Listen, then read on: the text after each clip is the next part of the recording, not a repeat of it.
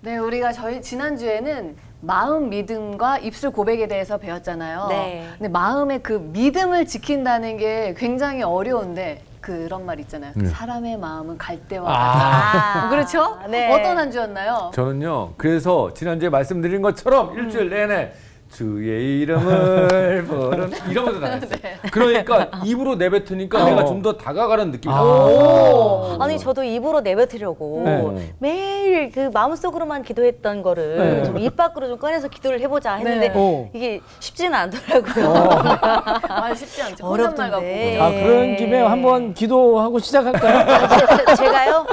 예. 네, 알겠습니다. 뭐 어찌됐든 믿음을 위해서도 오늘 강의가 중요할 것 같은데 네. 한번 목사님과 함께 또 수업을 들어봅시다. 네. 목사님 나오십니다.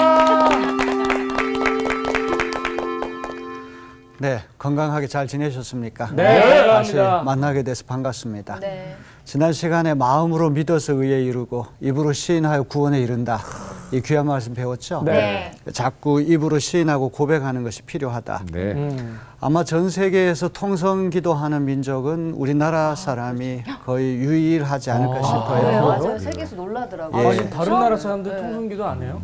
다른 나라에서는 그냥 조용하게 그렇게 기도하는 편인데 우리는 주여 삼창하고 아주 뜨겁게 기도할 때가 있죠. 네. 이제 입으로 시인하고 고백해야지 구원에 이른다는 그런 말씀으로 볼 때 통성기도라고 하는 게 필요하다. 그런 생각하죠? 네. 그러네요. 그래서 기도할 때 조용히 하는 묵상기도도 필요하지만 뜨겁게 아주 맞아. 통성으로 하는 기도도 우리 믿음을 키워내는데 아주 중요한 기도가 될 것 같아요. 네. 더 많이 그래. 해봐야겠네요. 묵상 기도하면은 안 지호 씨 돼. 해야 되겠어요. 그러니까요. 기도를 계속해야 돼. 안 되더라도 해야 돼. 자꾸 기도하다 보면 기도의 문이 터질 수가 있는 거예요. 네, 터진다 그러는데. 지난 시간에 그 레위기의 모세하고 신명기의 모세를 모세. 이렇게 네. 대조하는 것이 네. 참 인상 깊었던 네. 것 같아요. 네. 그렇죠? 그 레위기의 모세라고 하는 것은 어떤 겁니까? 율법을 율법. 지키는 행함을 통하여 의를 얻고 그리하여 산다고 하는 건데 이제 바울의 강조점은 어디에 있냐 하면 율법을 완벽하게 지켜서 살 수 있는 사람 한 사람도 없다. 그걸 강조하기 위해서 레위기서 말씀 인용했잖아요. 네. 그 다음에 신명기에서는 하나님 말씀이 멀리 하늘에 있는 것도 아니고 바다에 있는 것도 아니다. 아니고. 가까이 있다. 가까이 있다. 우리 입에 있다. 우리 마음에 있다. 특별히 예수님을 이 땅에 모셔오기 위해서 하늘로 올라갈 필요가 없다. 왜? 네? 이미 곁에 있으니까. 우리 인간의 몸을 입고 내려오셨기 때문에 네. 성육신 하신 분이기 때문에 네. 또 예수님을 모셔오기 위해 저 음부 무저갱으로 내려갈 필요가 없다. 왜? 네. 예수께서 다시 부활하셔서 부활하셔서. 하나님 보좌 우편에 앉아 계시기 때문에 네. 그래서 이 율법이라고 하는 것은 이제 그리스도께서 오심을 통하여서 이제 마침이 됐다는 것, 다 완성이 됐다는 거 아닙니까? 이제 새로운 구원의 세계가 열렸다. 네. 그것은 멀리 있는 것이 아니라 아주 가까이 있다. 가까이에 네. 있다. 율법을 지키는 건 너무나 멀고 힘든 과정이지만 복음은 가까이 있기 때문에 얼마든지 우리 마음으로 믿고 입으로 시인해가지고 구원 얻을 수 있다. 네. 그 말씀 배웠죠? 네. 오늘 수업 로마서 30강 믿음은 들음에서 난다. 구원은 언제나 주님의 이름을 부르는 것과 연결되죠? 네. 우리 10장 13절에서 이 말씀 우리가 들었지 않습니까? 네. 누구든지 주의 이름을 부르는 자는 구원을 받으리라. 주님의 이름을 부르는 것과 연결되어 있는데 그 주님의 이름을 부르기 위해서는 어떤 것이 필요할까? 주님의 이름을 부르는 것에 구원이 걸려 있다면 네. 주님의 이름을 부르기 위해서 어떤 조건이 필요할까? 믿어야 부를 수가 있겠죠. 믿어야지만 되고 그 믿으려면 어떻게 해야 됩니까? 마음이 있어야죠. 누군가 복음을 전해주는 알려줘야지 사람이 있어야 되지 믿어지죠. 않습니까? 언제 이런 아주 재미있는 이야기를 이제 네. 바울이 풀어서 줄 것이거든요. 네. 누구든지 주의 이름을 부른 자는 구원을 받는데 주님의 이름을 부르기 위해서는 어떤 조건이 필요한가를 오늘 우리에게 가르치고 있습니다. 자, 10장 14절로부터 15절에는 이 정강법 구조로 된 4가지 질문을 연속으로 제기하거든요. 네. 우리가 점층법이라고 하는 게 있고 점강법이라고 하는 게 있는데 어떻게 차이가 날까요? 점층은 점점 위로 올라가는 낮은 데서부터 높은 데로 올라가는 것이고 점강은 아래로 내려 높은 데서 낮은 데로 내려오는 것이죠. 제일 중요한 것부터 먼저 이야기하고 덜 중요한 순으로 내려오는 게 점강법이거든요. 10장 16절로부터 20절은 왜 사람들, 특별히 유대인들 가운데 복음을 듣고서도 구원을 받지 못할까? 모든 유대인들이 복음을 들었거든요. 또 이해도 했어요. 네. 근데 다 복음을 믿고 순종하는 것은 아니란 말이죠.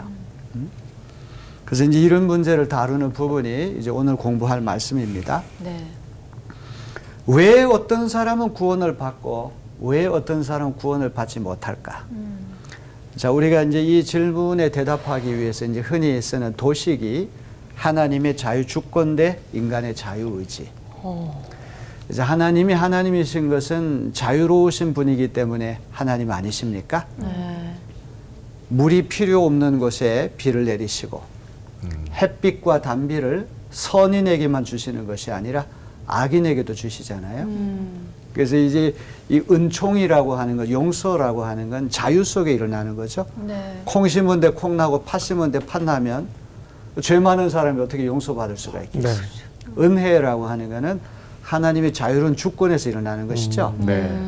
그 다음에 그래서 하나님이 어떤 사람 구원하시고 어떤 사람을 이제 버리신다. 그건 하나님 자유 주권인데 또 인간의 자유 의지도 중요하잖아요. 예수 그리스도에 대한 복음을 듣고서도 아멘으로 순종하는 사람이 있는가 하면 노멘 아니라고 그러면서 복음을 또 배척하고 부인한 사람도 있잖아요. 네. 이게 인간의 자유의지가 있기 때문에 그런 거 아닙니까? 자, 이제 요런 문제를 가지고 이제 구원받은 사람, 구원받지 못한 사람을 우리가 설명할 수가 있는데 이제 사도 바울이 말씀하고자 하는 거는 구원을 얻는다면 그건 하나님의 은혜 때문이다. 내가 잘나서가 아니라 전적으로 무상으로 베푸신 하나님의 은혜 때문에 되는 것이다. 그다음에 인간이 구원받지 못하는 것은 누구 때문에? 인간의 자유의지 때문에. 자유의지. 이제 하나님이 얼마든지 복음을 들려주시고 이해할 수 있는 길을 열어주셨는데 완고한 거예요. 우둔한 거예요. 강팍한 거예요. 근데 하나님이 얼마든지 돌이킬 수 있는 그런 자유도 있지만 그냥 내버려 두시는 것, 방치하는 것, 간과하시는 것. 그게 훨씬 더 무서운 심판 아닙니까? 맞아요. 그래서 이제 우리가 어떤 잘못을 저지를 때 하나님이 즉각 개입하셔가지고 우리를 징계하시는 것도 은혜예요.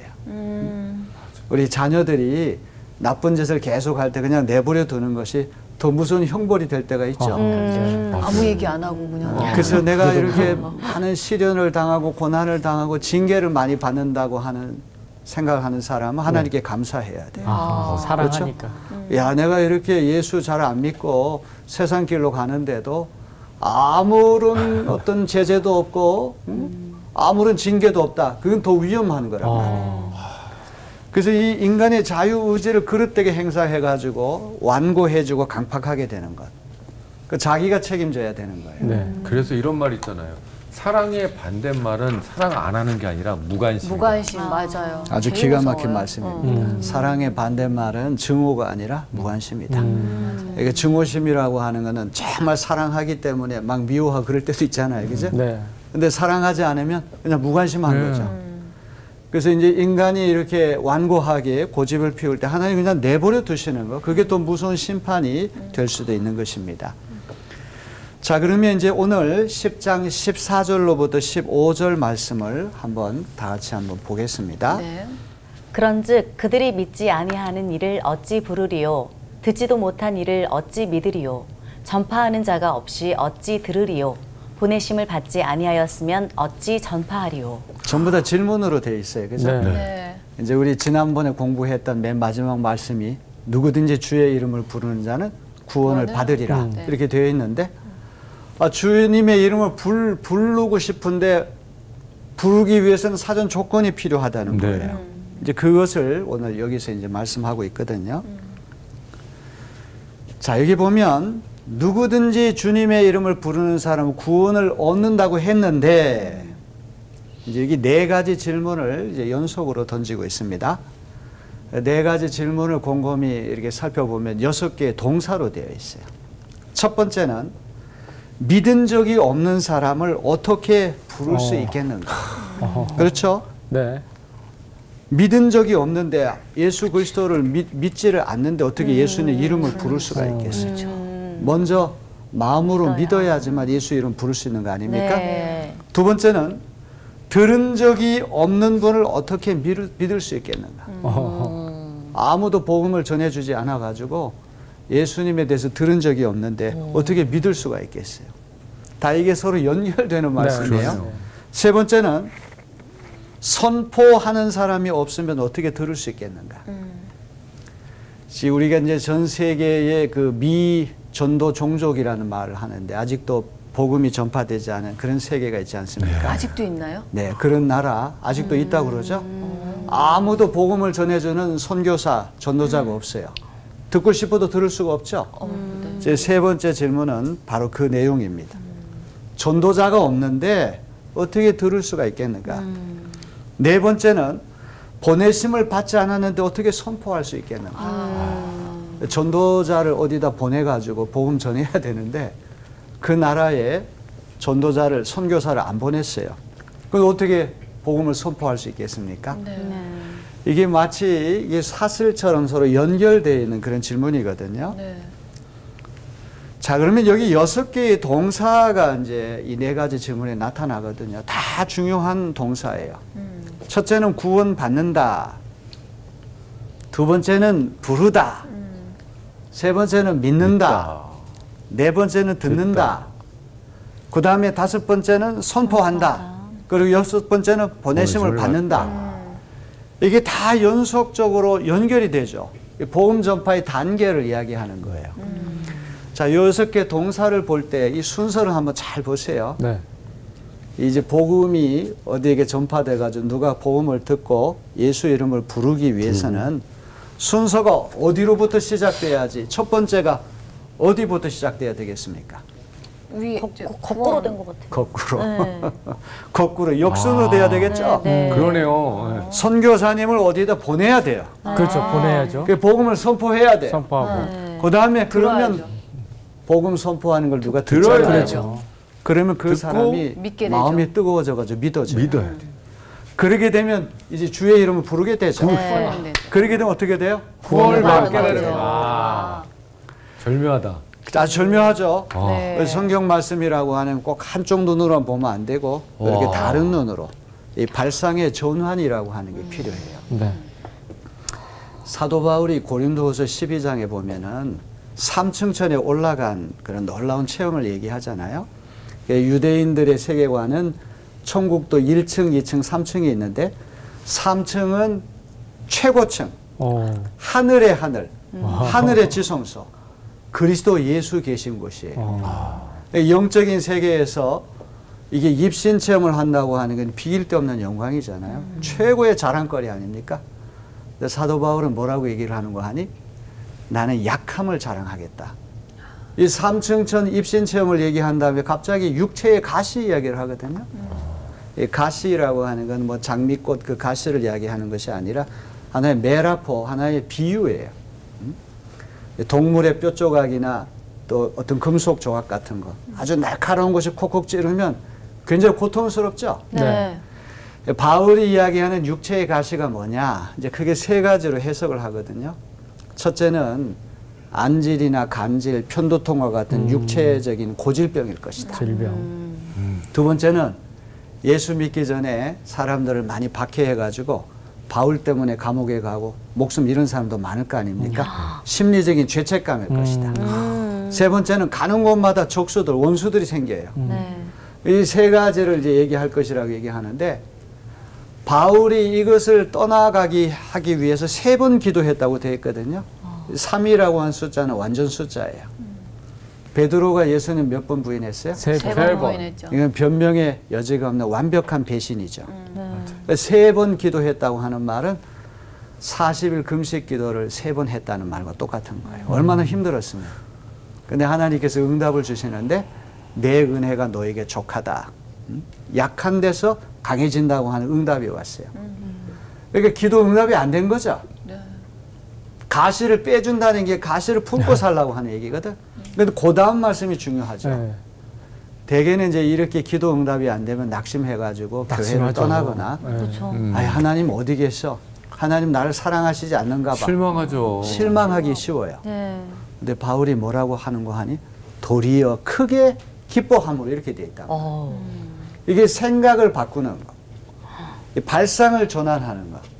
이게 영적인 성숙에서 얼마나 중요한 것인지 몰라요. 세상적인 가치관으로 보면 실망할 일이지만 오히려 기도 응답이 안 돼 도리어 크게 기뻐했다고 바울이 말씀하는 거 아닙니까?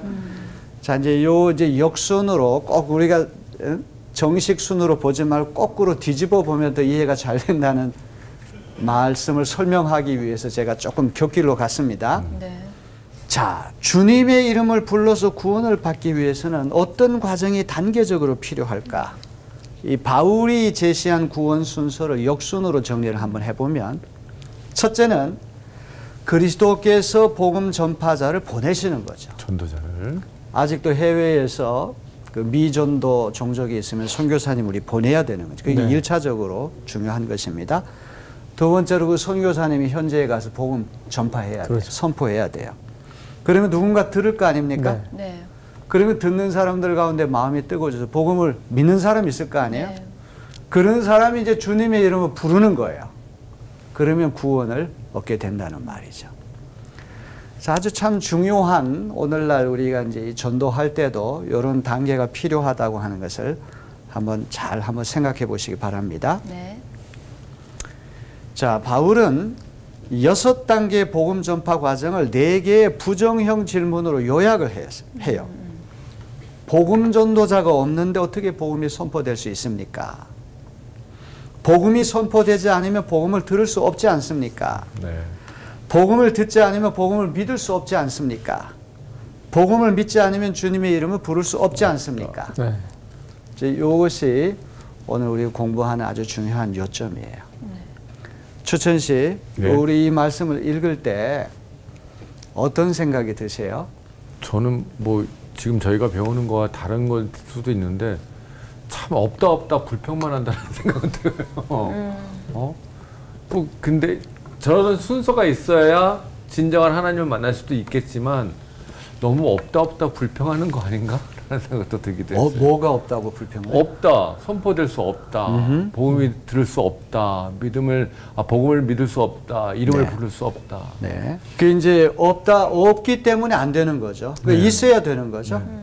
전도자도 있어야 되고 듣는 사람도 있어야 네. 되고 부르는 사람도 있어야 되고 지금 추천 씨 말씀하는 건 너무 없다 하는 것이 아니라 이제 있다로 바꿔야 된다. 네. 그 말씀이죠. 네. 부정적으로 생각하지 말라는 네. 거고 저는 또 이렇게 생각이 들어요. 결국에는 내가 구원을 받은 사람들이 또 구원 아직 못 받은 분들에게 전하는 역할들도 필요한 것 같아요. 맞습니다. 그렇게 전해야 또 구원이 흘러가는 거죠. 맞아요. 저는 좀 조심스러운 게 저 복음을 전하는 사람들이 조금 더 조심스럽게 왜냐면 요즘에 이제 또 세대가 또 달라졌잖아요. 그래서 좀 지혜롭게 전도하고 전파하는 이런 것들이 필요하지 않을까라는 생각이 드네요. 좋은 말씀이에요. 이제 어떤 사람이 이제 면접 시험을 보기 위해서 이제 급하게 가는데 이제 누가 전도를 하는데 이제 네. 전도할 목적으로 내가 면접 시험 장소를 안다. 한 10분 동안 걸어가면서 계속 예수 복음을 전하는 거예요. 네. 그래서 이제 면접 시험 보는 사람은 1분 1초가 아깝지 않습니까? 그렇죠. 어딘지 빨리 알려달라고 그랬더니 모른다는 거예요. 아하. 이제 이런 식의 전도는 참 곤란하죠. 안 되죠. 그러면 안 되죠. 상대방을 배려하고 존중하고 맞춤형 전도라고 하는 것. 너무 공격적이고 스토커처럼 하는 것도 상당히 위험한 것이죠. 네. 네. 이제 전도에 대해서 우리가 많은 생각할 수 있을 겁니다. 네. 자, 여기 보면은 이제 제가 요 표시를 해 놓은 것이 이제 순서가 제일 앞선 순서가 복음 선포부터 먼저 시작돼야 된다. 네. 그래야지 누군가 듣고 그래야 누군가 믿게 되고 믿음이 생기고. 그래야지만 누군가 주님의 이름을 부르게 되는 것이죠. 요 순서를 한번 생각해 보세요. 선포를 해야죠. 네, 복음 선포. 이 전도하는 사람이 먼저 1차적으로 있어야지만 누군가 듣게 되는 것이고 네. 또 믿게 되는 것이고 주님의 이름을 부르게 되는 것입니다. 자, 이제 사도 바울이 세상에서 가장 아름다운 발을 얘기하거든요. 세상에서 가장 아름다운 발은 어떤 발일까요? 발? 백조의 호수에 나오는 발레리나의 발? 마라톤에서 우승한 사람의 발? 발? 어떤 발이 세상에서 가장 아름다운 발일까요? 좋은 일을 하러 가는 사람의 발. 좋은 일을, 선한 일을 선한 하기 일을 위해서 하러. 봉사하러 가는 사람의 발? 그러니까요. 구원으로 이끄는 발 뭐 이런 거 아닐까? 네, 그렇습니다. 지금 여기 복음 전파에 관한 이야기 아닙니까? 세상에서 가장 아름다운 발은 복음을 전하는 전도자의 발이다. 자, 로마서 10장 15절 후반부에 보면은 기록된 바 아름답도다 좋은 소식을 전하는 자들의 발이여 함과 같으리라. 좋은 소식을 전하는 자들. 좋은 소식을 전하는 자들의 발. 이사야 52장 7절을 인용한 말씀이거든요. 네. 이 전령이라고 하는 말 들어보셨죠? 네. 그리스 로마 시대에 이제 전쟁에서 승리했다고 하는 기쁜 소식을 전하는. 이제 시장이나 광장에 전속력으로 달려와 가지고 우리가 적군을 무찌르고 이겼습니다. 엄청나게 기쁜 소식이죠. 네. 전쟁이라고 하는 건 놀러 가는 것이 아니라 사느냐 죽느냐 하는 아주 위태로운 건데 죽지 않고 산 것만 해도 고마운 일인데 이겼어. 적군을 무찌르고 승리했다. 이거는 굉장히 기쁜 소식이에요. 그래가지고 그 기쁜 소식을 전하기 위해서 엄청나게 먼 거리를 전속력으로 달려가서 딱 전하고 목숨을 잃은 그런 유명한 얘기도 있지 않습니까? 네. 그 전령의 발이라고 하는 것이 바로 전도자의 발이 아니고 무엇입니까? 세상에서 가장 아름다운 발은 발레리나의 발도 아니고 육상에서 우승한 사람의 발도 아니고 전도자의 발이다. 복음을 전해주는 전도자의 발이 세상에서 제일 아름답다. 자, 그런데 이제 문제가 하나 있습니다. 이 복음 전파의 과정을 잘 설명했는데 심각한 문제가 하나 발생했어요. 자, 우리 10장 16절 전반부를 박인영 씨가 한번 읽어보실까요? 그러나 그들이 다 복음을 순종하지 아니하였도다. 이제 중요한 말씀이죠. 여기서부터 이제 뭔가 또 문제가 생겼어요. 누가 복음을 전해주고 들었습니다. 잘 이해를 했습니다. 그런데 다 복음을 믿고 순종한 것은 아니란 말이에요. 자, 모든 사람이 다 복음에 순종한 것은 아니다. 이렇게 되어 있거든요. 이제 이 수사학에 있어서 완서법이라고 하는 게 있어요. 네. 이 완서법이라고 하는 거는 부정문이나 억제된 표현으로 긍정의 의미를 강조하는 수사법이에요. 모든 사람이 다 복음에 순종한 것은 아니다. 참 아주 재미있는 말이기도 해요. 어떤 도시에 가가지고 선교사님이 열심히 복음 전파했는데 다 복음을 알아듣고 이해하고 믿고 주님의 이름 부르는 건 아니죠. 씨 뿌리는 자의 비유 혹시 생각나십니까? 네. 네. 농부가 이 파종을 할 때 길가, 돌짝밭, 가시덤불, 옥토 4가지 밭이 있잖아요. 네. 그러니까 4분의 3이 실패했어요. 네. 75%가 파종에 실패한 거 아닙니까? 네. 그래서 회중이 100명이 듣는다고 할지라도 75명은 순종하지 않을 수 있다는 말이죠. 지금 바울이 얘기하는 것도 모든 사람이 다 복음을 들었는데 순종하는 것은 아니다 그런 말이에요. 여기 흥미로운 거는 믿지 않았다가 아니라 순종하지 않았다 이런 표현을 써요. 이유는 뭘까요? 행동하지 않았기 때문에. 행동하지 않았기 때문에. 네. 또 믿기는 믿었는데 제대로 된 믿음이 아니었나요? 제대로 된 믿음이 아니라서. 순종까지 가지 않는. 아직까지는 좀 뭐 덜 제대로 성숙한. 믿지도 않았고 그냥 듣기만 한 거죠. 자, 그런데 이제 우리 그동안 로마서 공부한 바에 따르면 믿음과 순종이라고 하는 건 부부 사이라고 그랬죠. 네. 믿음의 순종, 순종의 믿음. 항상 믿음의 순종의 행위가 꼭 같이 따라 붙어야 돼요. 행함이 없는 믿음은 죽은 믿음이라고 네. 야고보서가 말씀했잖아요. 네. 그러니까 믿음이 있는 곳에 항상 행함이 순종이 따르기 있어요. 마련이에요. 데살로니가 전서에도 데살로니가 교인을 칭찬할 때 믿음의 역사 그러잖아요. 역사라고 하는 말 월킹 일한다는 말이에요. 항상 믿음은 추상적인 것이 아니라 순종을 통해 가지고 표현되기 때문에 여기 믿지 않았다는 말이나 순종하지 않았다는 말이나 똑같은 말이에요. 같은 말. 믿지 않았기 때문에 순종하지 않는 거고 순종하지 않기 때문에 믿지 않는 거가 되는 말이죠. 선생님 저는 그냥 의문이 드는 게 이제 누군가 전파를 하러 갔으면은 듣고 나서 바로 믿음이 생기지는 않잖아요. 뭐 바로 생길 수도 있지만 그런데 제가 이렇게 계속 들어보니까 들으면 바로 믿음이 생겨야 되는 것처럼 저는 들리거든요. 네, 그건 아주 좋은 질문이에요. 어떤 사람이 당장은 어떤 복음 전파를 듣고서 마음의 문을 열지 않지만 집에 가서 곰곰이 생각해보고 하니까 야 그게 옳은 것 같아, 진리야. 그래서 뭐 일주일 후에 혹은 뭐 1년 후에 나중에 누군가 전해준 사람이 있기 때문에 마음의 문이 열려가지고 믿는 경우도 있잖아요. 네. 그런 이제 시간 차이라고 하는 거는 사람에 따라 각각 다른 다르죠. 거예요. 지금 즉각적인 얘기를 하는 것은 아닙니다. 지금 우리 박인영 학생이 아주 좋은 질문했습니다. 자, 이제 이스라엘 사람들 가운데 왜 복음을 듣고서도 복음에 순종하지 않았는가? 이제 이거를 이제 밝혀야 되지 않습니까? 네. 사도 바울이 이사야 53장 1절 말씀을 이제 인용해요. 로마서 10장 16절 전반부에 보니까 이사야가 이르되 주여 우리가 전한 것을 누가 믿었나이까 하였으니 요 이제 이사야서 53장에 보면 우리가 전한 것을 누가 믿었느냐. 그래서 이제 10장 17절은 다시 14절로 되돌아가서 복음 전파의 단계가 6단계라고 말씀했잖아요. 네. 이걸 딱 핵심적인 2단계로 축약을 해요. 아. 그 6단계 복잡한 걸 딱 2가지 말로 정리할 수가 있는. 첫째는 뭐예요? 믿음은 들음에서 난다. 누군가 전해주지 않는 사람이 없다면, 누가 전해주지 않는다면 어떻게 우리가 들을 수가 있겠습니까? 항상 믿음은 들음에서 나는 거예요. 설교가 중요한 이유가 하나님 말씀을 귀담아 잘 경청하게 될 때 믿음이 생겨나는 거죠.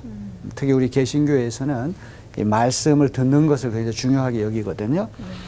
두 번째로 들음은 그리스도의 말씀, 즉 그리스도를 전하는 말씀에서 비롯되는 거예요. 먼저 예수 그리스도의 주 되심과 부활하심에 대한 기쁜 소식을 듣지 않고서는 믿을 수가 없는 거죠. 그러니까 전해주는 사람이 있어가지고 듣고 우리가 믿음이 생기고 구원받는다고 하는 그런 이야기입니다. 자, 문제는 복음을 들었는데도 믿지 않는 경우가 있어요. 유대인들 가운데에는 복음을 듣고서도 믿지 않는 이들이 부지기수로 많아요. 왜 들었는데도 믿지 않았을까? 이제 10장 18절로부터 19절에 보면은 이제 성경이 암시하는 2가지 이유를 설명을 하거든요. 18절과 19절을 읽어보게 되면 다 그러나 내가 묻습니다. 그러나 내가 말합니다. 네. 이렇게 시작하거든요. 네. 복음을 믿지 않는 유대인들이 복음이 선포되는 것을 듣지 못했거나 설령 들었어도 그것을 이해하지 못했다고 변명할 수 없다. 이 사실을 구약을 인용해서 이제 밝혀내는 거예요. 네. 자, 여기 이제 10장 우리 18절 전반부에 보니까 그들이 듣지 아니하였느냐? 이렇게 반문하거든요. 대답은 무엇입니까? 물론 그렇지 그렇죠. 않다. 분명히 들었다는 거예요. 누가 전해주는 사람이 있어가지고 분명히 들었다는 거예요. 누가 전파해주는 사람이 없어서 못 들은 게 아니라 분명히 들었다. 복음을 전했는데도 유대인들 다수가 믿지 않는 거예요. 자, 이제 이 바울의 그렇지 않다고 하는 대답을 확정하기 위해 시편 19편 4절을 이제 인용하거든요. 네. 자, 위쪽에 있는 말씀을 우리 박인영 씨가 한번 읽어보세요. 네. 그 소리가 온 땅에 퍼졌고 그 말씀이 땅끝까지 이르렀도다 하였느니라. 자, 밑에 시편 19편 말씀을 지효 학생이 한번 읽어보세요. 그의 소리가 온 땅에 통하고 그의 말씀이 세상 끝까지 이르도다. 바울이 참 귀한 거는 자기 개인적인 이야기를 하면 유대인들 설득하기 어렵잖아요. 하나님 주신 말씀을 인용하는 이유는 이 성경에 이게 다 확증된다. 네. 자기의 이야기를 하는 것보다는 말씀을 갖다 놓고 이렇게 인용할 때 훨씬 더 권위가 생기죠. 네. 네. 자, 요 로마서 10장 18절 말씀하고 요 이사야 19장 4절 말씀은 어떤 뜻으로 이런 말씀을 한 것일까요? 이사야가 시편 아니? 지금 유대인들이 복음을 못 들어가지고 예수를 믿지 않고 주님의 이름 부르지 못한다, 이제 그런 변명한 사람이 있잖아요. 네. 네. 그런 이들을 겨냥해서 그 복음 전파의 소리가 온 땅에 퍼지고 그 말씀이 땅끝까지 이르렀다. 다 분명히 들었는데도 들었다. 이미 전했는데도 마음이 완고하고 우둔하고 강팍해가지고 복음을 부인하고 배척했다. 그 이야기를 하려고 하는 거죠. 네. 자, 이제 그 다음에 그런 복음을 듣기는 들었는데 이해를 못해서 그러니까요. 못 믿었는가, 또 네. 이런 문제가 발생하지 않습니까? 여기 이제 10장 19절 전반부에 보니 그러나 내가 말하노니 이스라엘이 알지 못하였느냐? 그런 건 아닌 것 같아요. 유대인들이 복음을 들었는데 이해를 못해가지고 주님의 이름 못 불렀는가? 그건 아니라는 거죠. 네. 아니죠. 이제 이거를 또 이제 밝혀내기 위해서 여기 이제 로마서 19장하고 신명기 32장 21절을 보게 되면은 유대인들의 복음 청취, 이 복음 청취, 복음 들은 것이 진정한 이해를 동반하지 않는 피상적인 청취가 아니다. 이제 그 얘기를 하려고 하는 거예요. 먼저 모세가 이르되 내가 백성 아닌 자로서 너희를 시기하게 하며 미련한 백성을 너희를 노엽게 하리라 하였고, 이 신명기 32장 21절로부터 온 그런 말씀이거든요. 유대인들이 복음을 거부하자 유대인들이 어리석다고 치부했던 이방인들이 복음을 믿어서 구원을 받는 역사가 일어나는 거죠. 네. 그러니까 유대인들이 노여움을 품고 시기심을 품게 되는 거죠. 그래서 이제 복음을 유대인들에게 믿게 하려고 한다는 거죠. 이 정도로 하나님은 이미 유대인들이 복음을 듣고 알아들을 수 있는 충분한 길을 이미 제시하셨다. 이제 이거를 지금 바울이 여기서 말씀하려고 하는 것이거든요. 그래서 이제 예수를 믿지 않는 유대인들은 율법에만 부정적으로 이게 반응한 것이 아니라 예언자들의 말씀에도 귀를 안 기울였다. 그래서 이제 이사야 65장 말씀을 또 인용을 해요. 자, 로마서 10장 20절하고 이사야 65장 1절을 우리 네. 이강준 씨가 한번 위에 말씀 한번 읽어보실까요? 네. 이사야는 매우 담대하여 내가 나를 찾지 아니한 자들에게 찾은 바 되고 내게 묻지 아니한 자들에게 나타났노라 말하였고. 네, 이제 이 말씀은 이사야 65장 1절을 이제 인용한 말씀인데요. 자, 이거는 이런 뜻이에요. 하나님을 찾지 않은 이방인들에겐 찾은 바 되었고, 하나님께 구하지 않은 이방인들에게 하나님을 나타내셨어요. 하나님의 말씀을 들어본 적도 없고 이해도 못하는 이방인들, 이해력이 없는 이방인들까지도 하나님이 자신을 계시하셨다고 한다면 친히 택하신 이스라엘 백성은 두말할 필요가 없다는 거죠. 유대인들은 율법 백성이고 이미 하나님 말씀 익히 잘 알고 있지 않습니까? 네. 특별히 구약 성경에 메시아에 대한 예언, 약속의 말씀 많이 나오잖아요.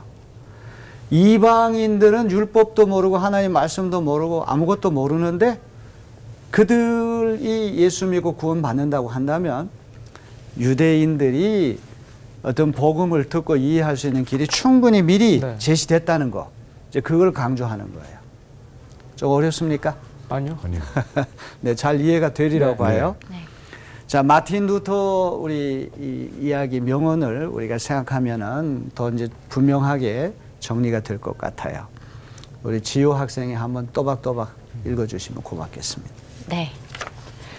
하나님은 오직 죄인들만 구원하시고 어리석고 연약한 자들만 지혜롭게 하시고 가난한 자들만 부유하게 하시고 죽은 자들만 살아나게 하신다. 네, 고맙습니다. 참 아름다운 말이죠. 한 구절 한 구절 단어 하나하나를 생각할 때마다 굉장히 이렇게 뼛속에 사무치는 참 귀한 말씀이에요. 가난하고 배고픈 거지가 한 푼 줍쇼 할 때 얻을 수 있는 것처럼 그 마틴 루터가 마지막 세상을 떠날 때 남긴 마지막 말이 우리 모두는 거지다. 공수래 공수고 올 때도 실오라기 하나 거치지 않고 빈손으로 오지만 또 죽을 때도 우리는 빈손으로 간다. 네. 거지다. 그러니까 죄인이라고 하는 의식이 있는 사람을 하나님 구원하신다. 이런 뜻이죠. 그 다음에 어리석고 연약한 자들만 지혜롭게 하시고 항상 자기가 똑똑하고 총명하고 강하다 이렇게 생각하는 사람들은 그렇게 안 하신다는 말이에요. 가난한 자들만 부유하게 하시고 뭔가 내가 궁핍하고 내가 뭔가 모자란다는 그런 의식을 가진 자들에게 부유하게 하시고 죽은 자들만 살아나게 하신다.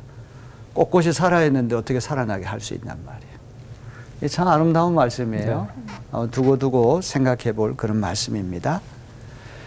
이방인들이 본래 하나님의 백성이 아니었음에도 불구하고 하나님의 백성이 된 것은 그들의 공로나 수고 때문이 아니에요. 전적인 하나님의 은혜 때문이란 말이에요.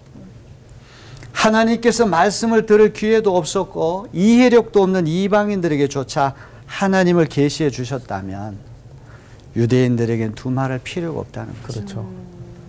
이미 하나님 말씀, 복음 이건 믿을 수 있는 모든 조건을 다 두루두루 갖추게 하셨지만 그들의 완고함, 어리석음, 강팍 이런 것 때문에 복음을 물리쳤기 때문에 구원 못 받는다는 것이죠. 자, 이제 로마서 10장 21절은 이사야 65장 2절 말씀을 인용한 거예요. 이스라엘에 대하여 이르되 순종하지 아니하고 거슬려 말하는 백성에게 내가 종일 내 손을 벌려놓으라 하였느니라. 이제 이사야 말씀에는 내가 종일 손을 펴서 자기 백성을 따라 옳지 않은 길을 걸어가는 패역한 백성들을 불렀나니. 이사야 65장 말씀을 이방인들에게 65장 1절을 이방인들에게 적용했다면 이 65장 2절은 이제 유대인들에게 적용한 말씀이에요.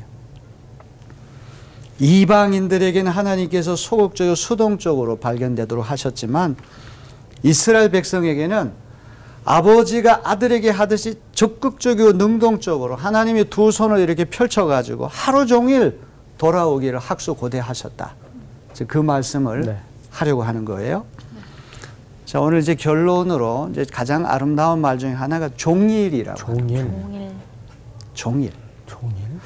이제 이 말에서 여러분이 어떤 느낌이 오면 좋겠는데 어떤 느낌이 오지 않습니까? 종일. 아름다운 바라고 종일하고는 어떤 관계가 있을까요? 지금 여기 이제 맥락에 보면은 종일 하나님의 손을 벌렸다는 말이 나오잖아요. 종일 손을 펼쳤다. 매 순간. 항상. 종일이라고 하는 이 표현에는 하나님이 이스라엘 백성이 구원받기를 염원하셨다는, 이 종일이라고 하면 하루 종일 24시간뿐만 아니라 365일 아니면 일평생 하나님 손을 펼쳐가지고 유대인들이 구원받고 하나님께 돌아오기를 그렇게 염원하셨다. 이 종일이라고 하는 말 속에 그게 묻어있지 않습니까? 매 순간. 유대인들에게 복음을 전파해서 듣고 이해는 했지만 강팍한 마음으로 퇴짜 놓고 그들은 일축했어요. 불신앙과 불순종으로 복음을 받아들이지 않았기 때문에 구원받을 기회를 상실했다는 거죠. 굴러온 복을 제 발로 걷어찼다. 이 표현이 적절한 거예요. 하나님 두 손을 펴가지고 종일 그들을 건져주시려고 했는데 그런 하나님의 그 안타까움에 부응하지 않고 호박 넝쿨째 굴러들어온 복을 제 발로 걷어찼다. 지금 그 얘기를 바울이 하려고 하는 거예요. 자, 오늘은 이제 여기서 이제 마쳐야 되겠는데 좀 어렵습니까? 아니요. 다 잘 이해가 됐습니까? 이제 제가 이렇게 공부할 때는 여러분 잘 이해했는지 분간이 안 되는데 제가 나갈 때 여러분 넷이 이렇게 토론할 때 보면 아, 잘 이해했구나. 내공이 쌓였다고 하는 것을 거기서 느끼게 됩니다. 결국 이렇게 저희가 들었으니까 저희 스스로 묵상하면서 더 깊어지는 것 같습니다. 좋습니다. 이제 해석은 제가 하지만 이제 적용은 여러분 알아서 하는 것이죠. 자, 오늘도 수고 많으셨습니다. 공부하시느라고 고생하셨습니다. 감사합니다. 한없이 감사하고 고맙다는 생각이 들었어요. 진짜 누구는 그걸 발로 걷어찼지만 나는 꼭 챙겨야 되겠다. 죄송합니다. 요거만큼은 욕심 좀 내겠습니다 라고 하고 싶어요. 진짜 꼭 챙기고 싶어요. 저는 오늘 배운 것 중에서 가장 아름다운 말. 내 발은 어떤 발이었을까? 한번 생각해 보면서 정말 막 하나님 믿으세요. 이게 아니라 정말 내 삶을 통해서 하나님을 전할 수 있는 그런 아름다운 발이 됐으면 좋겠다라는 생각을 하면서 오늘 수업을 들었습니다. 네. 아니, 목사님이 그 마지막에 잘 들었어요? 표정만 봐서도 잘 보이잖아요. 아니, 어떻게 보면 오늘 이 자리에서 가장 바쁘신 발인데, 예, 시청자와 저희를 위해서 막 가장 그렇죠. 뭐 복음을 전파하기 위해서 많이 노력을 하셨는데, 저희가 잘 들었으면 대화를 좀 많이 하고, 그래야 되지 않나. 아, 네, 그러네요. 아, 좀 무슨 뉘우치게 얘기인지 되네요. 알겠어요. 네. 아, 네네. 들었는데도 이해를 못할 수도 있잖아요. 그렇죠. 내 이해가 갈 수도 있고. 네, 이해를 했으면. 가장 네. 중요한 건 저는 이렇게 생각합니다. 믿음은 들음에서 나온다라고 계속 말씀해 주셨잖아요. 우리가 얼마나 많이 들으려고 노력했는지 한 번 더 생각해 봤으면 좋겠어요. 요즘처럼 들을 수 있는 기회가 많음에도 불구하고 잘 듣지 못하고 분별하지 못하는 이 시대에 살고 있는데 이번 주만큼은 성서학당과 내 주변에 있는 들을 수 있는 모든 것들을 동원해서 함께 들으면서 그 믿음을 조금 더 온전하게 만들었으면 좋겠다는 생각이 있습니다. 귀를 좀 열어야 네. 될 것 같아요. 네. 우리가. 맞습니다. 귀도 열고 귀도 파고 열심히 살아봅시다. 알겠습니다.